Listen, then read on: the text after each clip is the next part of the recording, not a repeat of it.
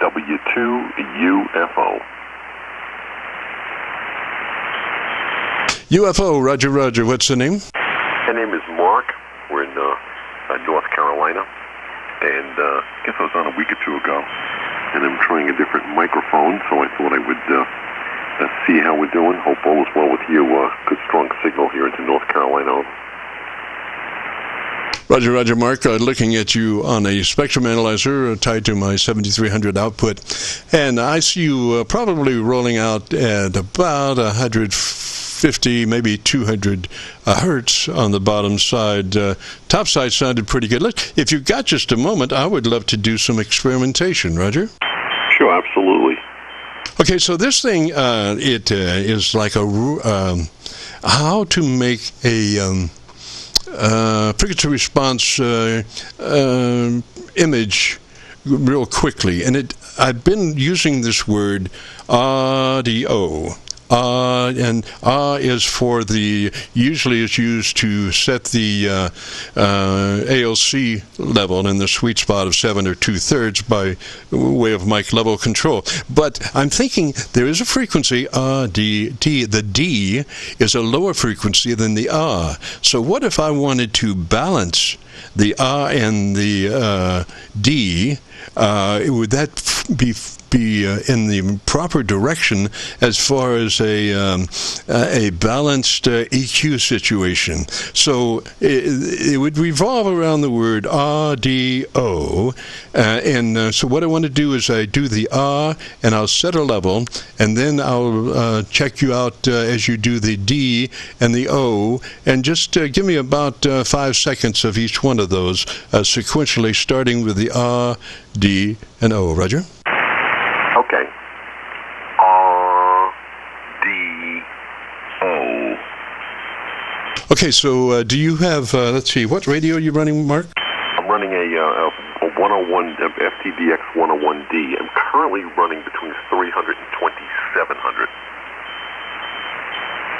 Roger, Roger. Okay, so if we could, let's see here. Let's visit the EQ page, if you would like. What type of equalizer does that radio have? It's a 3-band multi-equalizer. I can bring it to 100 to 2900. People have told me the radio sounds a little bit bassier that way. Over. Yes, sir. Yes, it should be in the 100 to 2900 because that lets your transmitter be all that it can be frequency response-wise, but then give you just a slice of daylight before you're into somebody else's conversation. So we do recommend 100 to 2900 on the transmit bandwidth. It's called wide. Roger? Okay, and I'm now at the 100 to 2900. Excellent, excellent. Okay, so as you look at your equalizer, do you have a P set of controls? Or let's go back just a minute to your compressor processor, and we want just a tad of that, like a 3 out of 10 or 30 out of 100. Roger? Okay, I'm running about probably around 4, about 40%. All right, if you could pull that back to a 3, I think we'd be right on target. What happens is when you get past a 3, you start to get kickback between words, and you know, that doesn't do anybody any good. So we found a 3 is almost imperceptible as far as somebody being able to tell that you are running compression. Roger? Okay, so now let me just take a look at this. Okay. So this is now brought back to that position lower. Over. I'm not sure. I was just saying, if you've got your compressor processor on at a 3, Roger? That's correct. Okay, so that means on our equalizer, we could be into a set of P controls because your processor's on. So what I want you to do is to look and verify that you do or don't have a P set of controls. Roger? Yes, I do. I have to go into that. Okay, so we will be working with our P set of controls. Roger? Okay, let me just go back over to that as I'm speaking to you.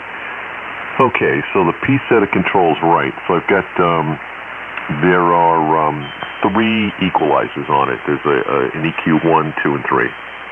Yes, sir. So 2 is the mids, and what we want is that to be off or flat. Off or flat on your mids, Roger? Okay, so on the P2, let me take a look at this. So we want to turn the frequency, level, and bandwidth to off. Just if you have an off button for that mid equalizer, go ahead and turn it off. Otherwise, bring your attenuation boost level to the mids 0 level. Okay, so now I turned it off from where it was set before. This is now off.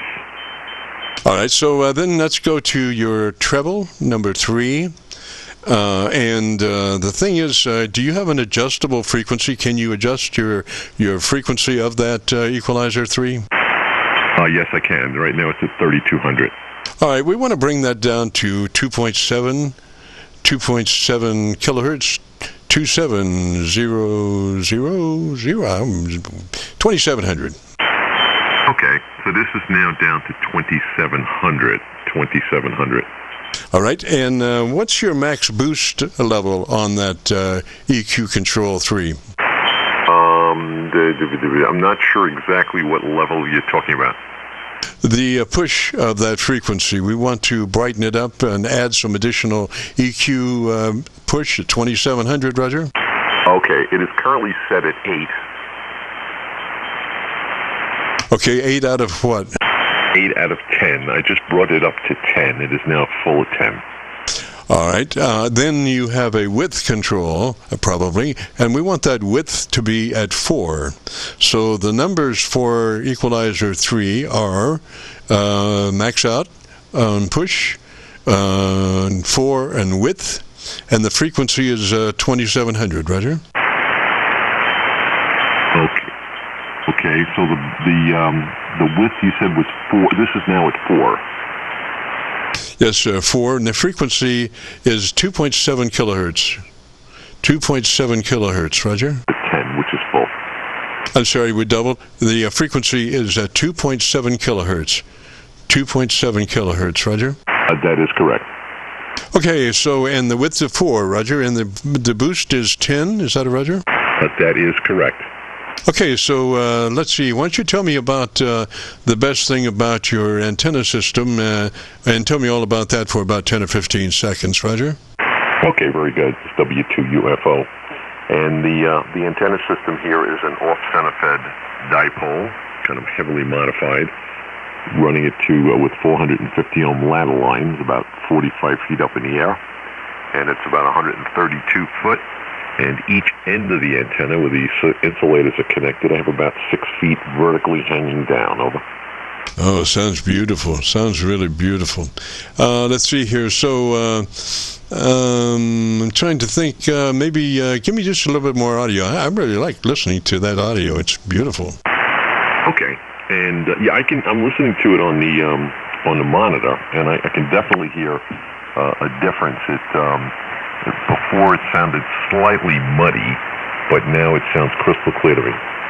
Yes, sir, and I'm listening, like I say, on the output of the 7300, which is good down to 100 cycles. And you won't find many radios other than 70. Well, you would, but I'm listening also on a house monitor system that has a subwoofer that takes down to 40 hertz on the speaker system and 100 out of the radio, so it really does sound just beautiful. And if you'd like to hear it, if you go to YouTube and do a call letter search for Kilo Charlie 9 Victor Kilo Victor, followed by the word logbook, that'll take you to this recording. It'll be cut number 1 in a series of 3500, and I'll have it uploaded to YouTube by noon tomorrow, Roger. Okay, very good, Jim. Well, I appreciate that. Yeah, it gave me a chance to get this microphone set up, and I do hear the difference. Look forward to hearing the recording. So I have a quick question for you then, because I guess I've learned something here. So there are 3 controls for the equalizer, and in other words, 1, 2, and 3. So So 3 is which way do they fall in place? In other words, which is the low, the medium, and the high, if that makes sense? Usually the medium is the mids.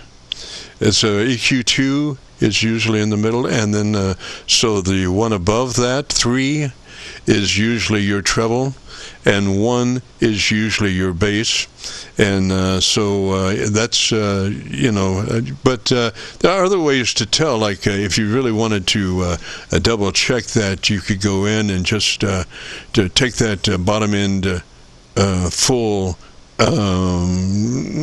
pan out, to just kill that bottom end on the equalizer, and you should be able to hear that as you listen. Now, the other thing is, and I really suggest this pretty hardly, that one should not utilize your monitor in the transmit mode.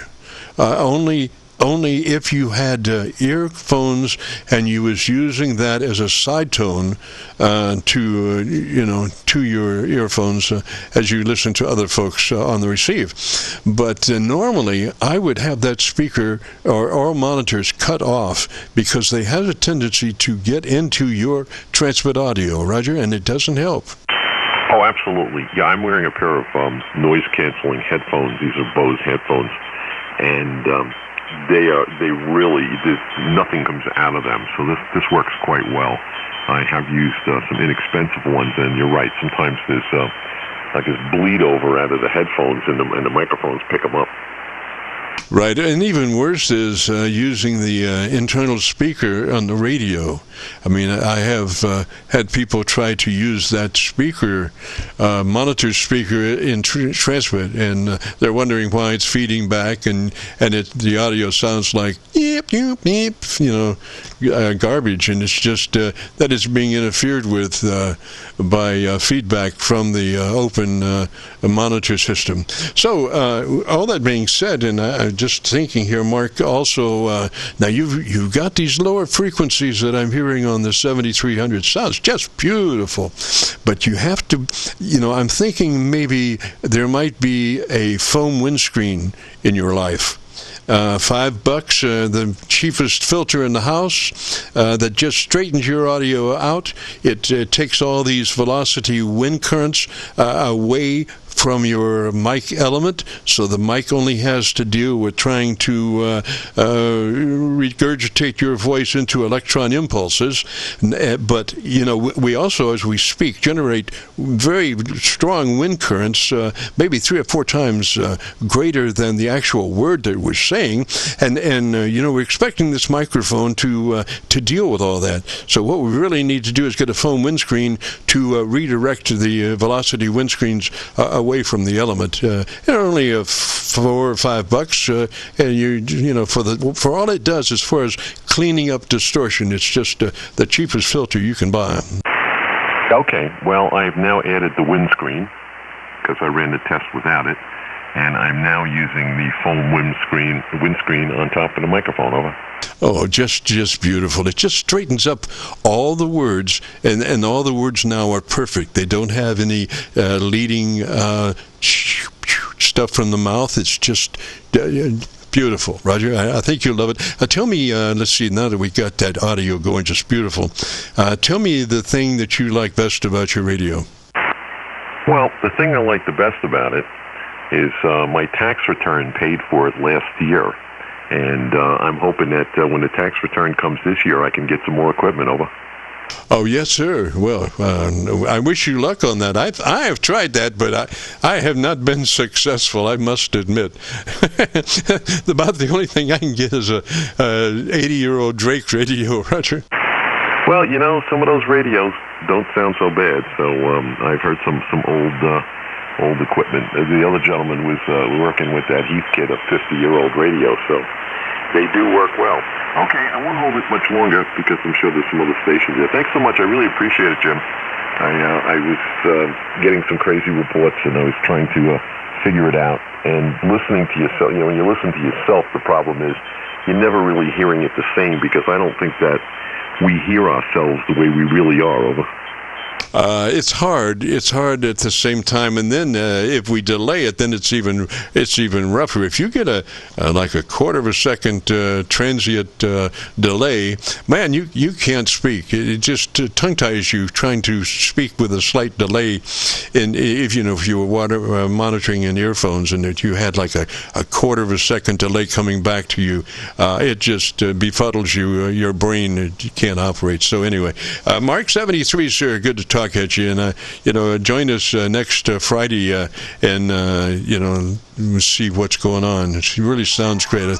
I think you'll love that recording, and I'm so appreciative of you grabbing that foam windscreen, because that just does straighten up the act. That's one of the final acts of greatness a person can give their radios, that foam windscreen. And I was thinking about this today, that modern radio manufacturing is so precise as far as getting radios on the exact frequency.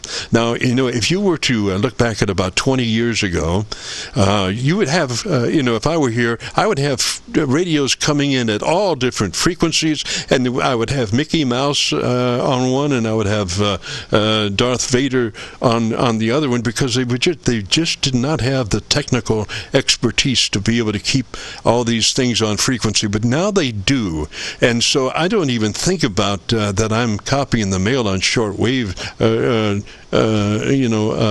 sideband anymore, because things are so precise that by the time it gets to me, it's in an audio form and perfect, pretty much. So it used to be very difficult to try to give somebody instructions on an EQ pattern when they were sounding like Donald Duck, Roger. Yeah, I know. I realize that's difficult sometimes. Definitely, for sure. All right. Well, again, Jim, thanks for taking the time, and we'll look for you next time. Enjoy the weekend coming up. Hope you have a good weekend, and appreciate your efforts there. So we will. I'll be looking forward tomorrow to listening to the recording. It's interesting because I'm going to compare it to the recording that was done a couple weeks ago, and I'll be able to hear the two of them on the two separate microphones. So I think that'll really give me a good benchmark there. So we'll say 7-3.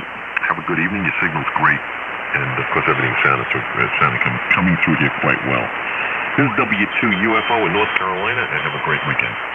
Roger, Mark. Just a word of information. There is a spectrum analyzer on my set that is tied to the output of the 7300, and it has one mark to the left of the spectrum analyzer, and that one mark to the left denotes 100 hertz. 100 hertz on the left mark, and it has two marks on the right. The first mark is 1 kilohertz. Then there's a blank space, which is 2 kilohertz, and then there's a white space again, which is around 4 kilohertz. So it's not real tight at the top end, so don't draw any inference on that. But it's in general pretty accurate as far as the balance that it's seeing. So and if you're listening with a pair of cans or something, it'll just sound beautiful. That I'm getting more into earphone monitoring these days because I've got a lot of monitor systems, but sometimes the earphones can really just put it there, and you can hear it a lot cleaner that way. Anyway, all right, so 73 Mark, have a good afternoon, beautiful weekend. See you next Friday. This is the Friday afternoon Qso-Vlog net. If you have a radio you want to check out, give me a shout.